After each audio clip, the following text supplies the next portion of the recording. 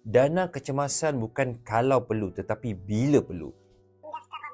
Hari ini saya nak berikan satu nasihat yang penting. Dana kecemasan bukanlah sesuatu yang nice to have, ia satu keperluan. Kita selalu fikir, tak apa, nanti kalau perlu aku uruskan. Tetapi realitinya kecemasan tidak pernah bagi notis. Tayar pecah, anak jatuh sakit, kereta rosak, pendapatan terganggu, ibu bapa perlukan bantuan. Semua ini bukan kalau tapi bila. Sebab itulah pentingnya untuk ada dana kecemasan sekurang-kurangnya 3 ataupun 6 bulan gaji. Dan salah satu cara yang paling berkesan adalah simpan dalam bentuk emas. Dan kenapa emas? Nilainya kukuh, tak bocor sebab tak boleh swipe, senang dicairkan bila perlu dan tak terkesan dengan kenaikan harga barang. Emas bukan simpanan manja, ia simpanan yang penuh dengan disiplin. Dia tak layan emosi, dia layan keperluan.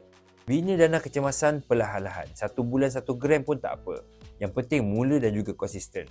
Bila kecemasan datang nanti kita akan bersyukur kerana kita sudah bersedia. Untuk memulakan simpanan emas bersama Public Gold, anda boleh hubungi saya dan jangan lupa follow, share dan juga like untuk info lain tentang emas.